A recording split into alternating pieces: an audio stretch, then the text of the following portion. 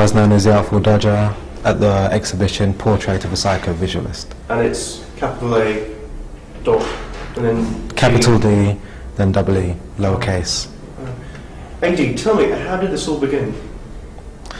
Well, I've always loved lettering as an art form, and in fact I've been doing calligraphy for 15 years.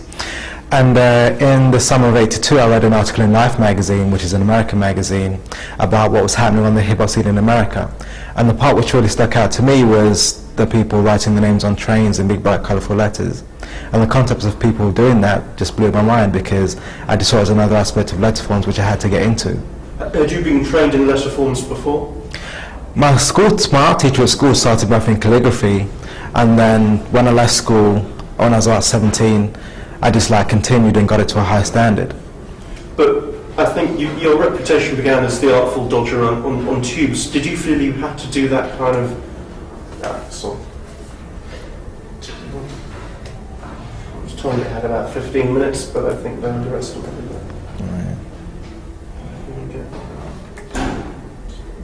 It was about another minute or so. Right. So did you feel you had to do it on tubes? Because of the American influence. I should start that again. Right, never mind. Can I go back and do that first bit again, just because without the last bit on it, one bit's lit and the other bit. Yeah. The other bit isn't. So go back to the beginning again, take two. How did it all begin? For me, it started off back in 1982 when I read an article in Life magazine about what was happening on the hip-hop culture in America. And the part which really stood out for me was people writing their names on trains in big, bright, colourful letters. And because I've been doing calligraphy for about 2 years at the time, the concept of people writing their names on trains in big, bright letters just really blew my mind. And so in '83, when I first started writing my name, I just saw aerosol art as just another aspect of letter forms which I had to get into. And did you feel that you had to do it on tubes? Because that's where your reputation came from. No, I didn't feel I had to get it on tubes, because to me the art form didn't involve just writing names on tubes. It was also on walls, walls, buildings, whatever really. Plus I also wanted to concentrate on doing murals, as well as the side of just getting my name around. But I guess in a way, it wasn't the conventional sort of way of producing art, kind of in a studio on a canvas. Did you feel you were doing something deliberately different by choosing tubes and walls?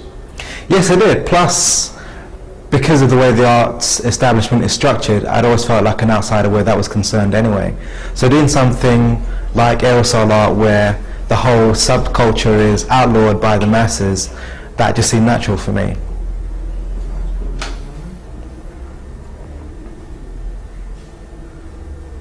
Do that. Can I redo that last question? Sorry.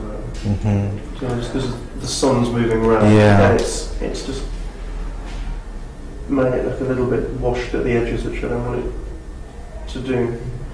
So, take that question again. With working on the tubes and walls, did you do that as a sort of deliberate rebellion against traditional ways of working with art? It wasn't a traditional rebellion as such, because to me, aerosol art was an illegal art form. It was something which was vibrant, exciting, creative, as well as illegal. And the fact that it was something which the authorities and the parents didn't like, I think that's what attracted a lot of people to it. And in terms of how you developed, what was the influence of New York?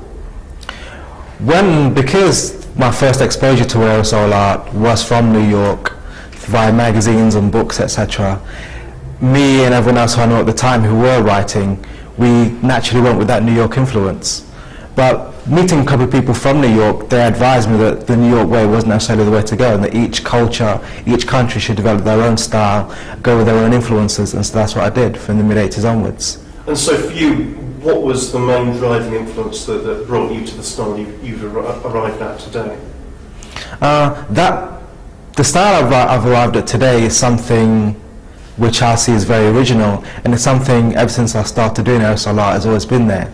There's always been like a thread of originality, because in the early days the reason why I got my fame was because I used to do my tag or signature in a Gothic style, whereas everyone else did theirs like handwriting or just like hand signatures. Mine being calligraphic caused people to debate whether what I was doing was vandalism or art in itself. And who was debating that? Was that actually Was that sort of other artists themselves, or was it in fact, you know, people who were sort of saying what you're doing is generally vandalism, but it might have some artistic merit to it if it didn't appear on a wall or on a tube? A lot of people who were debating it were in fact commuters on the underground themselves, because they'll see signatures on the inside of the trains, on the outsides of trains, on the walls of the subway stations, and then they'd see mine in a big bright colourful letter, or shall I say in black bold Gothic letters, and the way I did it, it looked as if it had been printed. So that in itself made them debate whether what I was doing was vandalism or it could be classed as vandalism like the rest. For you, what was the attraction with the Gothic style? For a start, it was different, totally original, and also it was something which immediately attracted people's attention. But in terms of you as an artist, was there something specific about Gothic that you felt related to something else, that you had like maybe a fascination with comic books as a kid? Not so much that, but when I first started doing calligraphy in 1980, the Gothic style amongst all the other alphabets was my favourite, and that was something which I really developed to a higher standard and something which I'd always continued to do. Plus also I felt that because it gave a feeling of control, of structure, and it had an old look to it, I felt it went with my name, the Artful Dodger, as well.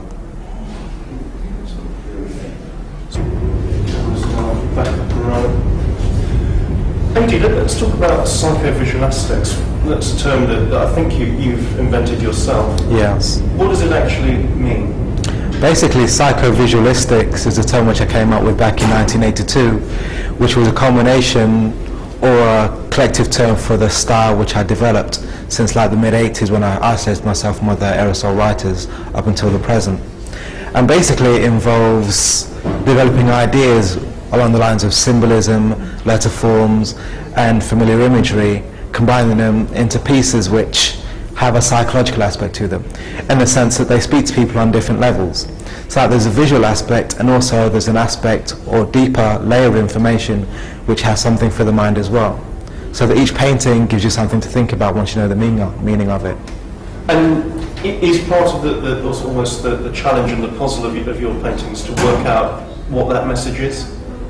Yes, it is. I mean, some things people will understand first off, and sometimes people see things which I don't see myself, which is interesting because it gives me another angle on my own paintings. But because with each painting I do like a whole written explanation as to what it means. And people who are lucky enough to see that will then get the full picture. So with you, is it a case that the medium is the message? Yes, it is, because I see my work as like visual music as well, or music for the hard of hearing, in the sense that the feelings which I try and put across by using colours are more or less the same as someone would try and put across in a piece of music which, if it was to be played, like a jazz musician, for instance. Okay, I'm just going to pull the camera a little bit closer on your face.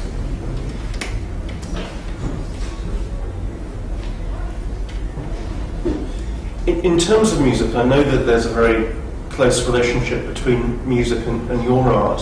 Mm-hmm. What are the musical influences? I know there's the jazz, Miles Davis, so that there's a jazz influence, but what else? Mm-hmm. And why jazz?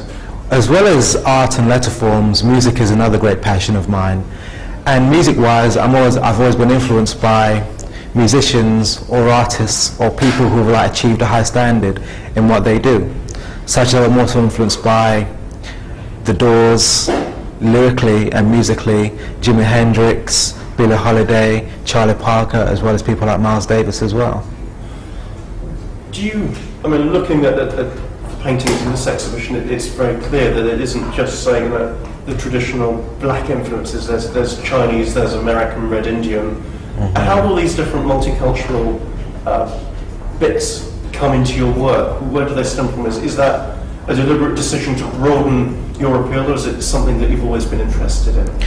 I mean, it's strange enough because right through the 80s, when I developed my own style of aerosol art, up until the time I started doing psychovisualistics, when I arrived at the point of doing psychovisualistics or giving it a name and an identity, subconsciously I began to draw in influences which I had been influenced by from when I was a child. or every aspect of art which I've been influenced by began to appear in my work. Like surrealism by people like Salvador Dali and the Swiss surrealist H.R. Geiger, those influences started to appear. I'd always been interested in Japanese culture, the Native American culture, so the influences are now coming forth in my work. How do you think people will react? How do they react to finding so many different influences? Isn't there a risk of there's just too much here for me to take in? Yes, but then again, they don't necessarily have to take it in all at once, because it's like a whole table of. I see my work or my paintings or this exhibition as like a table of food. You just come and take what you want. You don't necessarily have to take from every plate. Just take what you want, go away, and then come back when you've had your fill. You've got this exhibition at the BRIXTON Art Gallery. I noticed there was an article in The Independent saying, the Tate should buy you a chieftain tag that you can paint immediately. Do you see yourself as a mainstream artist or sort of out within? Out on a limb in the sense that people only sit up and take notice of what I'm doing at the moment in terms of aerosol art or my background within aerosol art. But as to psychovisualistics, I think people have yet to understand what that is and to take it on board as like an art form for the 90s.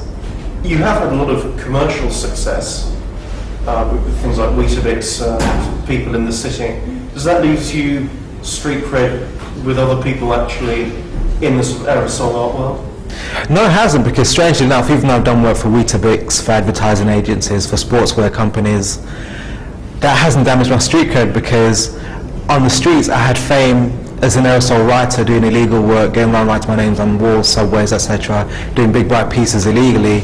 So that preceded a lot of the commercial fame, and it hasn't damaged it. In fact, I'm one of the few artists in Britain to achieve notoriety and fame on a street basis and a commercial one as well. Are you still in trouble with the law of this, or criminality? Because I know you were number 2 on the list of London Transport Police. Yes, well basically, because I don't do illegal work anymore, and because there's so many other writers coming up now, I think those are ones which they have to deal with, and those ones which they're concentrating on capturing. Pull that out a little bit again, just to change a slightly different thing.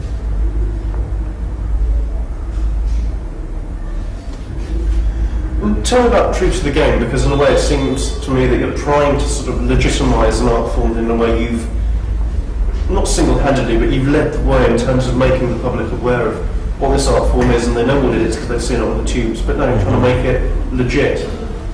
How do you think True to the Game is going to bring a wider acceptance to the kind of work that you do and put it in a legal space rather than an illegal one? The whole concept behind True to the Game is to bring about an awareness of aerosol culture, in the sense of its true meanings, significance in the 90s, who does it and why they do it. Like for instance, a lot of people are under the myth that it's done by inner city kids, whereas the actual fact is in the south of England, I'd say at least 85% of the practitioners are white kids, and many of those are from middle class backgrounds as opposed to working class inner city backgrounds as well. In terms of the materials that you use, what kind of paints do you use? Is it just the bog standard, down the DIY store, get some spray and start experimenting, or are there sort of different grades of spray that you use? Yes, there are, because I'll say that most aerosol writers are like technologists of the spray, are technologists when it comes to spray paint, and actually know the science behind using spray paint. Like for instance, combining different brands to get different colors and different effects, how some brands react with others so not to use too many brands at once, that kind of thing. Plus also, we know more about spray paint than actually a lot of the manufacturers who manufacture them themselves. And also, there are different grades of spray paint. Like for instance, you get some writers who go over to Europe to buy their spray paint simply because that which is manufactured in England is the worst in the world. How come? Basically, it's very watery, thin, it's not very durable, and it's not long lasting either.